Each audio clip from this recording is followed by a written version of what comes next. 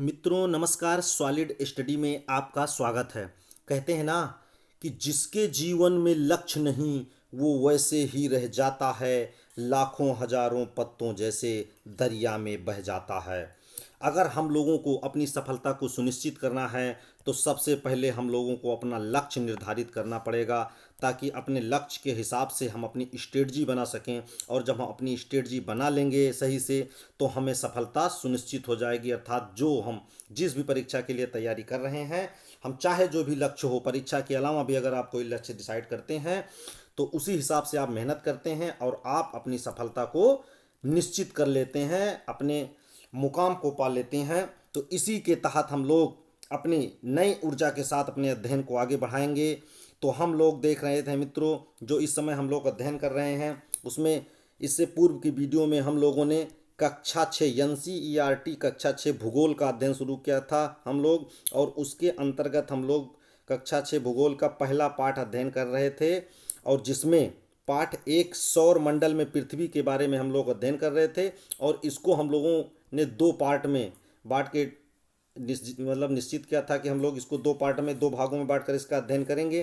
तो भाग एक जो पहले के वीडियो में है और आज ये हम लोग जो कर रहे हैं ये दूसरा है। तो हम लोग अपना एक भाग इसका पूरा कर लिए हैं और आज हम लोग इसके दूसरे भाग का अध्ययन करने जा रहे हैं। तो चलिए हम लोग अपनी सफलता को सुनिश्चित करने के लिए हम लोग अपने अध्ययन को स्टार्ट करते हैं। तो हम लोगों को मित्रों ये ध्यान देना है कि अभी तक हम लोगों ने जो अध्ययन किया है उसमें हम लोग यही देख रहे थे कि मान लीजिए कि जैसे हमारा जियोग्राफी है, जैसे हमारा मित्रों ये है जियोग्राफी। तो हम लोग ने इससे पहले ये देखा था कि जियोग्राफी है मित्रों, ये हमारा, इसको हम लोग अगर लैटिन में देखा जाए तो जियोग्राफिया बोलते हैं, ग्राफिया हो जाएगा। और इसका हम लोग ने जब अध्ययन किया था मित्रों तो इसको जी प्लस ग्राफिया हम लोगों ने बोला था।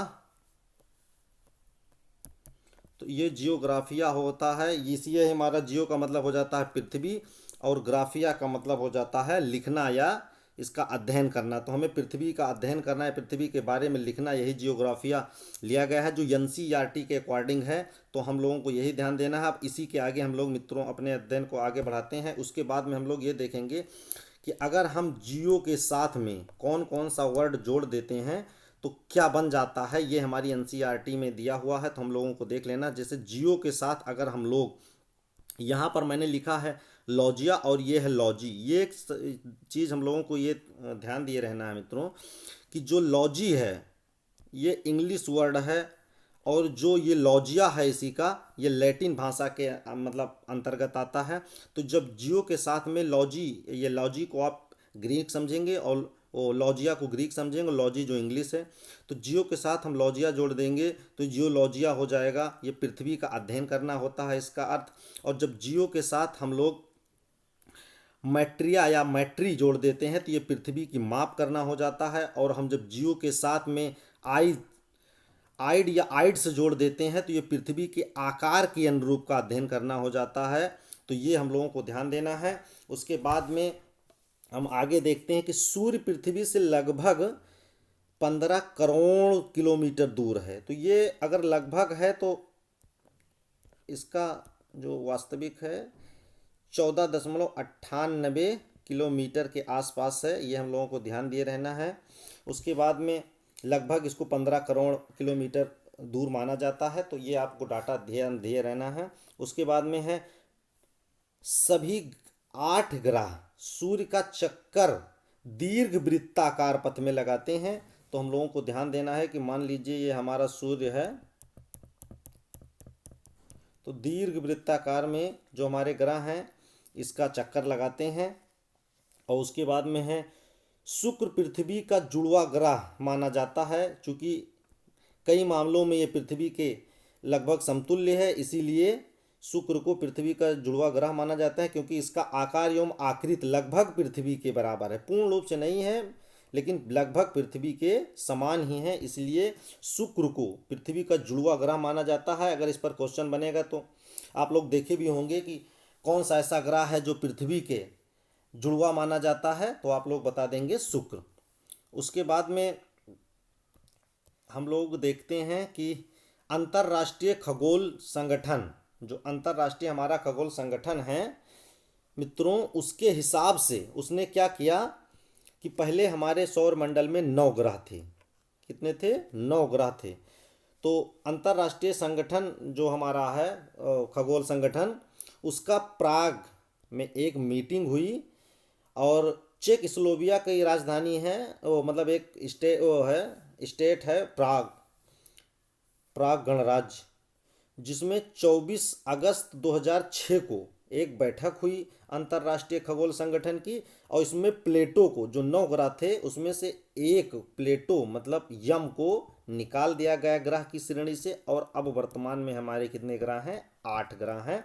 और क्यों निकाला गया, जो बाहर निकाल दिया गया ग्रह की श्रेणी से प्लेटो को सौरमंडल में ग्रहों में जो शामिल मतलब क्यों निकाला गया, तो इसमें यह देखा गया कि जो यम है मतलब प्लेटो जो है, ये जो ग्रहों की अंतर्राष्ट्रीय खगोल संगठन के हिसाब से एक जो परिभाषा दी गई है, उसके हिसाब से ये खरा नहीं उतर रहा था। इनका जो मानक डिसाइड किया गया है ग्रह होने का, वो ग्रह होने का जो लगभग ये 3 मानक डिसाइड किए थे, और 3 मानक में से ये खरा नहीं उतर रहा था मानकों पर, इसीलिए इसको ग्रह की श्रेणी से निकाल दिया गया है। और वर्तमान समय में हमारे सौरमंडल में 8 ग्रह हैं।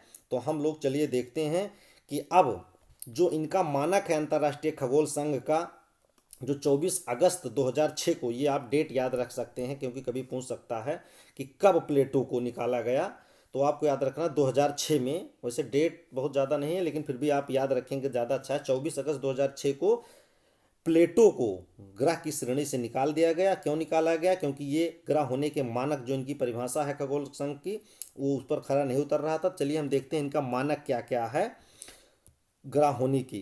तो इसमें सबसे पहला है मित्रों, ग्रह होने का एक मानक है इनका, वो सबसे पहला इसमें यह है कि ये सूर्य की परिक्रमा करता हो।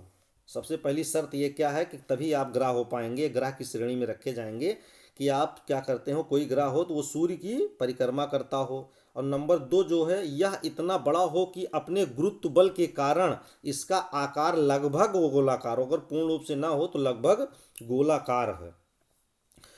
और तीसरा जो है, इसमें इतना जोर हो कि ये बाकी पिंडों से अलग अपनी स्वतंत्र कक्षा बनाए रख सके। जो ज़्यादा इसको मित्रों प्लेटो को हटाने का कारण था उसमें यही था कि ये दूसरे ग्रहों की कक्षा में घुस जाता था, ये उल्लंघन करता था कक्षाओं की, दूसरे ग्रहों की कक्षाओं में चला जाता था।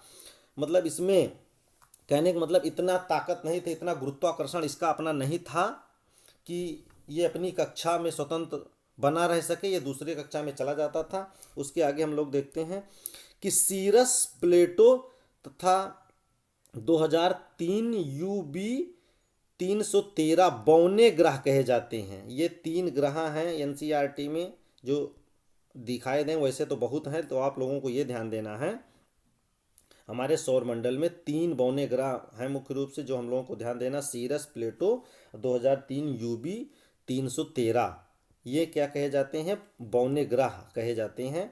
उसके बाद में सूर्य से दूरी के हिसाब से पृथ्वी तीसरा, हम लोगों ने कल अध्ययन किया था, जैसे मान लीजिए ये हम लोगों का सूर्य है, तो सूर्य से दूरी के हिसाब से पूछा जाता है तो हम लोगों को ध्यान देना है कि सबसे पहले कौन सा ग्रह, बुध, शुक्र, पृथ्वी। तो यही बता रहा है कि सूर्य से दूरी के हिसाब से पृथ्वी तीसरा ग्रह है, जबकि आकार के हिसाब से ये 5वां है। अगर आकार देखा जाए कि बड़ा छोटे के हिसाब से, तो ये 5वां सबसे बड़ा ग्रह है। तो हम लोगों को ये ध्यान देना है। तो दूरी के हिसाब से आप लोग ध्यान दीजिए, खास करके जैसे बुध, शुक्र, पृथ्वी, मंगल है, और बृहस्पति है, शनि है, अरुण है, वरुण है, फिर यम था। तो हम लोगों को याद देना। और आकार के हिसाब से 5वां सबसे बड़ा ग्रह हमारी पृथ्वी जो है ये है। तो ये हम लोगों को ध्यान देना है। उसके बाद में क्या है कि जैसे चंद्रमा का व्यास, जो चंद्रमा है इसका व्यास, व्यास मतलब समझ रहे हैं मित्रों, व्यास का मतलब होता है जो हमारी त्रिज्या का, मान लीजिए कोई गोला है, इसका बीचों बीच हम ले लेते हैं, तो इसके केंद्र से और परिधि के बीच में जो दूरी होती है वो त्रिज्या कहलाती है। और इसके अगर दूसरी साइड में अगर त्रिज्या को कहने का मतलब हम दूना कर दें तो ये हमारा क्या हो जाता है, व्यास। मतलब उसका बीचों केंद्र से बीचों परिधि, एक परिधि कहने का मतलब किसी गोला है उसको परिधि के एक ओर से केंद्र से होते हुए अगर दूसरी तरफ परिधि सीधो सीध रेखा चली जाती है तो इसी को हम लोग क्या कह सकते हैं, व्यास है वो हमारा। और व्यास क्या होता है, त्रिज्या का दूना होता है। तो कहने का मतलब चंद्रमा का व्यास पृथ्वी के व्यास का लगभग 1/4 है। कहने का मतलब है अगर पृथ्वी का व्यास 20 है तो चंद्रमा का व्यास इसका 1/4 हो जाएगा। तो 4 से इसको मान लीजिए 20 को हम डिवाइड करते हैं तो 4 पंचे 20। कहने का मतलब अगर पृथ्वी का व्यास 20 मीटर है तो चंद्रमा का व्यास 5 मीटर है। कहने का मतलब ये कितना है, 1/4 है। चंद्रमा पृथ्वी के लगभग 3,84,400 किलोमीटर है। कितनी दूरी पर है, 3,84,400 किलोमीटर दूरी पर है। चंद्रमा पृथ्वी का चक्कर 27 दिन में, कहने का मतलब है जो जैसे पृथ्वी मान लीजिए सूर्य का चक्कर लगाती है तो हम लोग कहते हैं 365 से 1/4 या 365.25 या 365 दिन 6 घंटे हम लोग जैसे कहते हैं। तो वही है कि चंद्रमा जो है पृथ्वी का चक्कर कितने दिन में लगाता है, 27 दिनों में एक चक्कर पूरा कर लेता है। तो ये हमारा एनसीईआरटी का पाठ 1 जो सौरमंडल में पृथ्वी थी, ये हमारा अध्ययन पूरा हुआ मित्रों। तो चलिए हम लोग अपनी चर्चा को यहीं पर समाप्त करते हैं।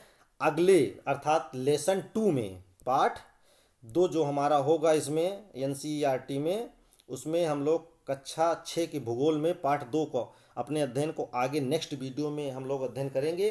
तब तक के लिए हम अपने जो अभी तक आप लोगों ने अध्ययन किया है इसको ढंग से तैयार कर लीजिए मित्रों, ताकि बार बार आपको रिवीजन ना करना रहे। चलिए अपनी चर्चा को हम लोग यहीं पर समाप्त करते हैं मित्रों। जय हिंद, जय भारत।